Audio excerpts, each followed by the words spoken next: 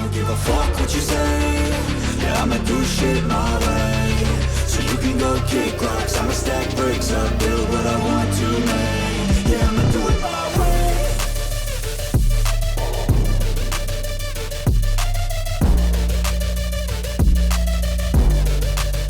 Yeah, I'ma do it my way.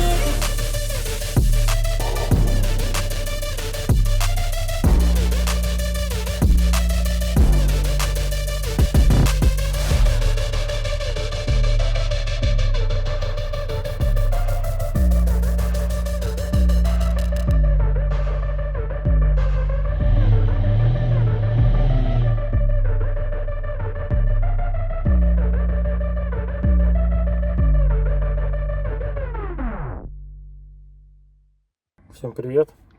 Сегодня у нас обзор на Лагуну 3. Даже не 3 и не 3,5, на 4-ю лагуну. Потому что в этой лагуне у нас Airlink 2. Цифровая приборочка от Megane 4RS. Руль от Megane GT, наверное. GT-шный, да. Приборка тоже GT-шная, не RS. GT-шная, шитая в RS. Не, просто GT-шная. GT и RS отличаются тем, что на этом скине типа не лошади момент и педаль тормоза, там давление на наддувочек, эта шляпа я уже не помню. Ну, короче, они чутка визуально отличаются, но скины все те же самые.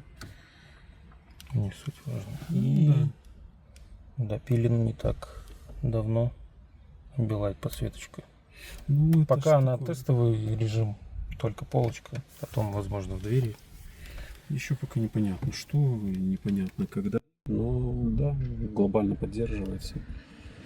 А куда поставить, это уже технический вопрос, который нужно обдумать и решить. Так, и давайте представимся. Меня Максим зовут, это Захар. И мы из 2К плюс гараж. Мы те, кто разработали все это дело. Да. И можно теперь подробнее немножко про машину показать вам, где тут что установлено. Там в бардачке можно глянуть? Можно, там катастрофа. Там заглушка какая-нибудь стоит. Там заглушка стоит, но там катастрофа. Но... Ставь на паузу, тогда из бардачка достану. Сейчас вернемся. Итак, изначально эта машина была в комплектации GT-Line. простой том-том здесь, по-моему, стоял, да? Без Bose звука. Без Bose, да. Сейчас же здесь в бардачке бардачок от машины, которая шла с навигацией Карминат. И вот там за той заглушкой бутерброд из радио Airlink 2 и усилителя Bose. Скрин добавлю. Динамики, естественно, все поменено на Bose. Да. С шильдиками, чтобы было по красоте. Рамка у тебя родная или от Airlink 1? Родная от первого Airlink. Родная от первого Airlink. Ну, я сначала Airlink 1 поставил, соответственно, купил рамку Ригу и поставил в нее Airlink 1. А потом уже, когда ставили Airlink 2, то в нее воткнули экран Airlink 2. Да, но в принципе Airlink 2 экраны клиенты ставят в свои рамки от TomTom или Кармината. Кармината даже лучше. От Кармината даже немножко лучше. Там только верхняя полоска срезается и все становится. Сам экран ни для кого не секрет. От Каджара 2. Ой, второго. Ну, от Каджара 1. 7-дюймовый. И становится с минимальными доработками. Да, это даже доработкой не назвать. Это подгонка минимальная. Приборка. Megane 4. Да, шитая в GT. Шитая в GT. С индикацией подогревов. Индикация подогревов запилена раздельно на пассажира, на водителя. С той стороны там тоже такой кружок можно наблюдать. Руль. Не захотел Захар ездить, как все, с обычным рулем. Поставил от Megane GT. Здесь же дело не в том, что как все, а в том, чтобы все работало вообще штат. Но если не ставить рулевое колесо, то в принципе все управление приборкой с этих двух клавиш. Комбинациями там длинные нажатия, двойное нажатие, короткие. То есть руль не обязательно ставить. По желанию. Вообще. Собственно Джойстик. говоря, как и там приборка та же. Да. Джойстик, вот эти вот кнопочки поднять, положить трубку и голосового помощника. Мы в комплектах дорабатываем вот этот вот джойстик, и вот эта клавиша у нас на поднять, положить трубку. И там джойстик с эмблемами такими соответствующими. И внизу клавиша еще есть голосового помощника. Но так как это все на руле, Захар вернул все в сток.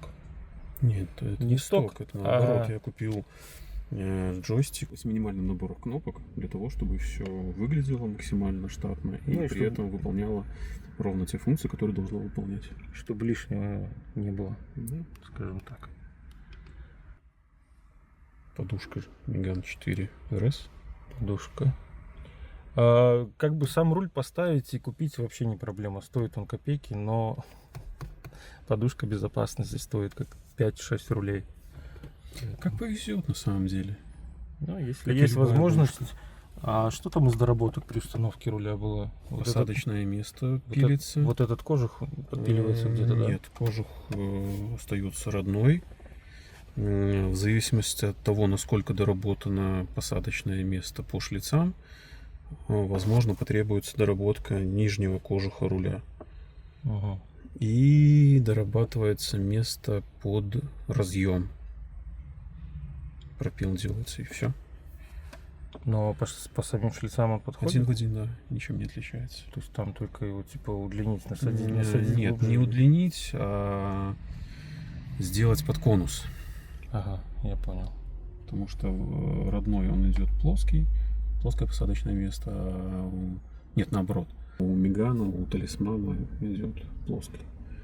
Соответственно, для того, чтобы оно село как положено, нужно сделать под конус. Угу.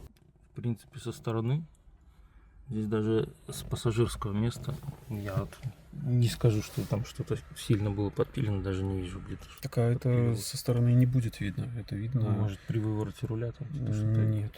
Ну, Вообще так и нигде. все тогда. Можно спокойно ставить полностью функциональный руль в этой машине. Круиз, управление. Да, сопротивления кнопок Приборка. совпадают, их дорабатывать не нужно. Соответственно, эта часть работает с блоком управления двигателя, эта часть работает с Airlink и с приборкой. Так, по джойстику. Джойстик оригинальный, хоть Том-Том, хоть Airlink, хоть Карминант. Единственное, что вопрос по Гравировка. гравировке. Ну, это дело такое, при желании можно сделать. Возможно, Можно заказать. возможно, когда-нибудь у меня руки дойдут, начнем даже продавать переделанные под Airlink джойстики. Была когда-то такая идея, надо только гравер купить. Что у нас тут еще? На самом Airlink у нас RS-монитор, не у нас, а у вас. товарищ Захар. Да, RS-монитор, да. Собственно говоря, здесь на Airlink может стоять все то же самое, как и на Airlink там, в том же Мегане, в Талисмане, в Space, в Каджаре. То есть Airlink полностью функционален. Поэтому, да, конечно. Громкая связь микрофона остается штатной. Ну, при желании можно заменить, при желании можно оставить. Это уже нюансы.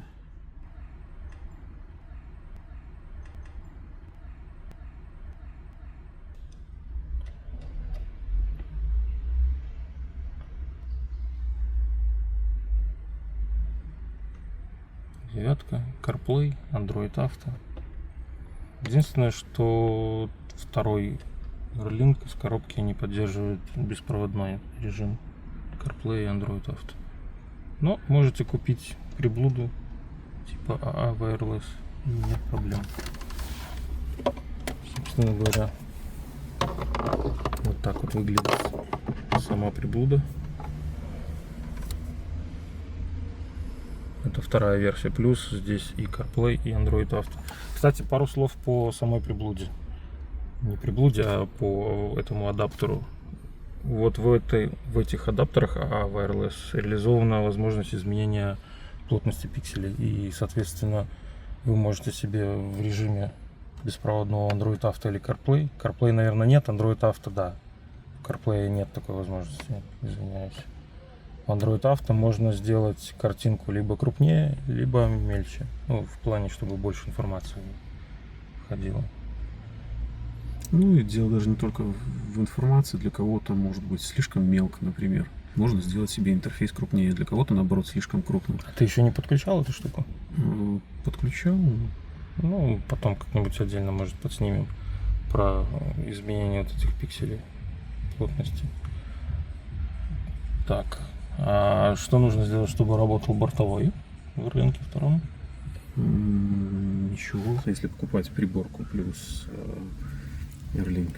Если ставить если отдельный просто Airlink, то рестайлинговая приборка как минимум нужна для того, чтобы это дело работало. А, то есть на свежих тачках там 13-15 года вполне будет работать? Да, да. Ага. Датчики давления в шинах. И на приборке, и на экране показывает. А также здесь у нас что? Универсал и стоит камера заднего вида. Но тут еще универсал с отдельным открывающимся стеклом на крышке багажника. Соответственно, делали свой кронштейн под оригинальную камеру. Там только, может, надо что-то там, наверное, почистить. Грязновато. Мутновато. Мутновато. Угу. А новую камеру ставили? Да. Сколько прошло? Чтоб я помню. Сейчас я заодно покажу сразу, как выглядит кронштейн.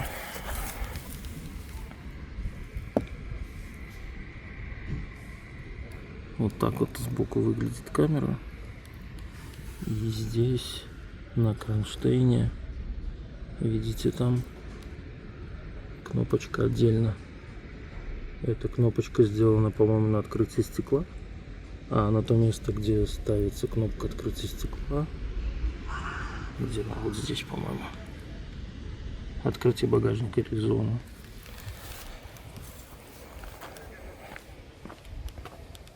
Так, что у нас еще тут по машине осталось? О, приборная доска в Airlink. И из интересного, если посмотреть вот сюда, безрамочное зеркало с 5-го Space, либо с талисмана, не столь важно. Талисман, Меган, Калиос, Space, возможно, даже нет Рено. Надо смотреть по посадочному вот этому шарику, насколько он подходит. Но здесь подошло по шарику, да? Ну, это от Space, поэтому да, подошло. Я имею в виду, что можно... С 5-го рестового Space подходит. Кронштейн переваривался. Переваривался? Ну, потому что зеркало более толстое, и, соответственно, оно начинает упираться в кожу. То есть углы регулировок плавают. Я, то есть вот, чуть-чуть это вот удлинение, да? Да. Под изолентой. Там, не помню, полсантиметра, наверное, или типа того. Ну, сантиметр, может быть, удлинил. А он же там из илумина какого-то, нет? Да, аргоном, соответственно, заехал. Аргон. Ребята 2 кронштейна распилили, из 2 сварили 1, и все. То есть на штатный кронштейн даже вот с новым этим корпусом все равно не станет, да? Нет, он станет. Просто, возможно, кому-то не хватит регулировок. То есть зависит от роста, условно, от положения, в котором человек ездит, еще какие-то моменты. Я понял. Но... Возможно, придется удлинять. Возможно, нет. В общем, вынес зеркало чуть-чуть ближе к себе, и Да, теперь да. углы регулировок гораздо больше. Ну и за этим кожухом, то, что он такой немножко корявенький, не смотрите, это еще не финальная версия. Все еще в процессе доработок. Там у нас, отсюда плохо видно, может, снаружи покажу. Камера. И расскажи-ка нам, Захар, что эта камера делает. Распознает полосы разметку, сигнализирует о пересечении, ну, точнее, она управляет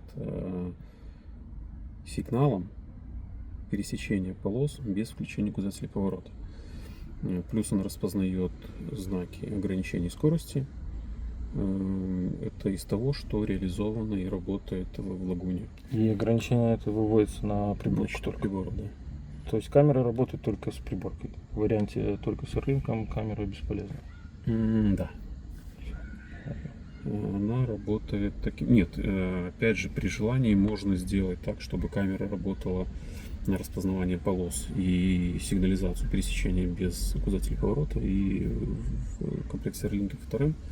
Но Индикацию куда выводите? вот, индикации не будет. Индикации при таком раскладе не будет. И в целом, как бы, имеет смысл ставить себе полный комплект для того, чтобы ощутить всю полноту рулеза. Ну, согласен абсолютно. Корпус такой минимальный. Это минимально, что можно Но сделать. это минимально, что можно сделать. Там камера тоже так не сильно маленькая. Но, в принципе, с водительского места я сейчас обойду, попробую заснять с той стороны. Вот сейчас конкретно смартфон перед глазами, Похоже на правду. перед правым глазом. Ну да.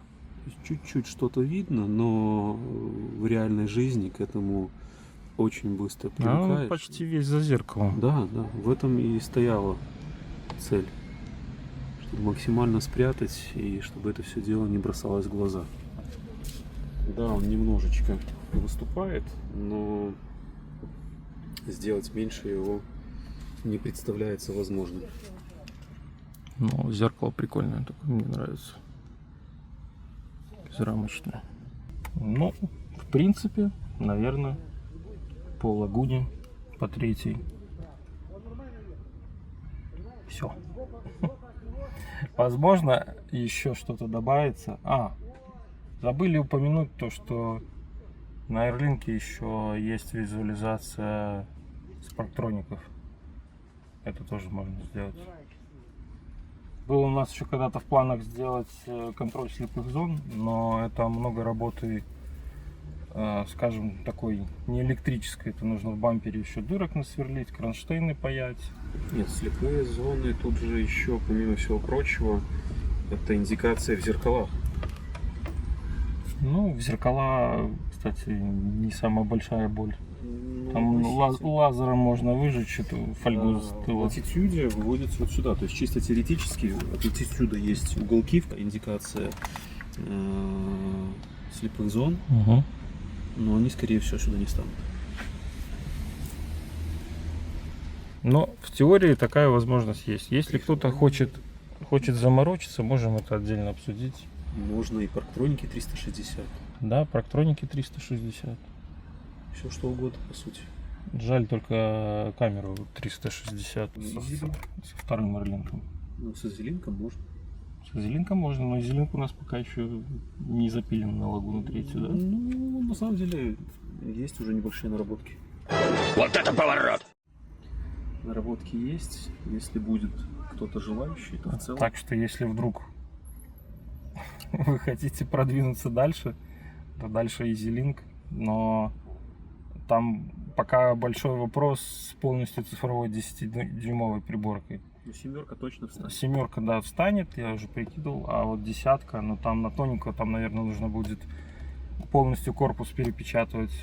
Но Он там металлический, он как радиатор выступает, поэтому...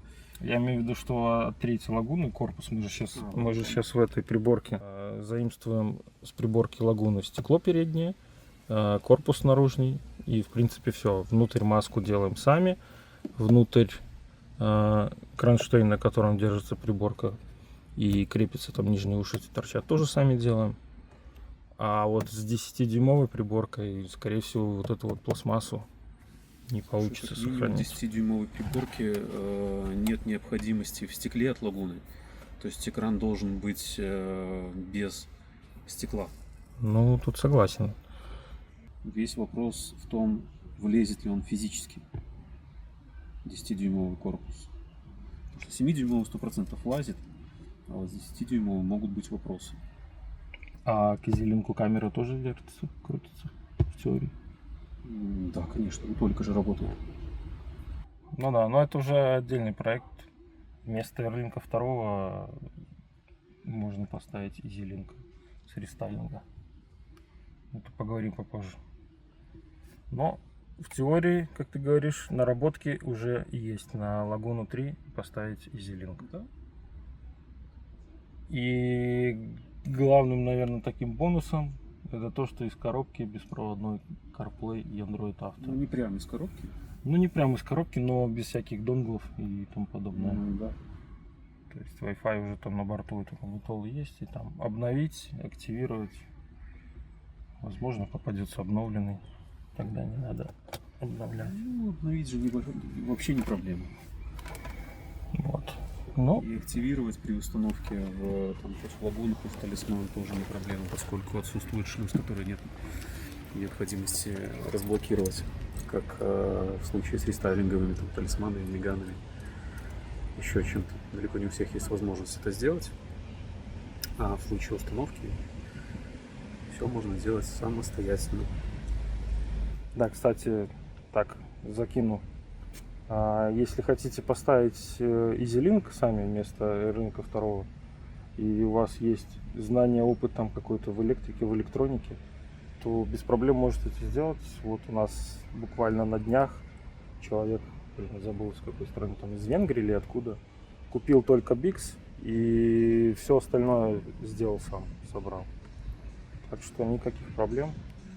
Это, возможно, будет дешевле, возможно, кому-то будет интереснее в плане самому там поковыряться в своей машине. Как минимум нет необходимости ехать на установку куда-то. Да. Это у нас еще тут демократичные цены, мы вам поставим не за сильно дорого. А вот в Европе был случай, француз спрашивал, сколько будет поставить Airlink 2 по моей инструкции, что я написал. Хотя там plug-and-play разъем и все подключается. Никаких проблем, ему завернули 600 евро за установку. Пожалуй, на сегодня все. Дальше о других проектах будем, может, еще что-то поснимать. Есть, правда, один нюанс. Мы находимся в разных странах. Я в Польше, Захар в Беларуси здесь. Поэтому не часто видимся, но тандем налажен, работа идет, все клиенты довольны. Катаются с Airlink'ами, с EasyLink'ами. Так что, Причем в разных странах и клиенты. Если так посмотреть географию, практически весь Евросоюз. да, тут вопрос в том, что я немножко не наладил еще экспорт из Евросоюза. Там спрашивают и из Кореи, и из Японии, и откуда только не спрашивают, если честно. Поэтому дальше будет видно. Все, всем спасибо за внимание. До встречи.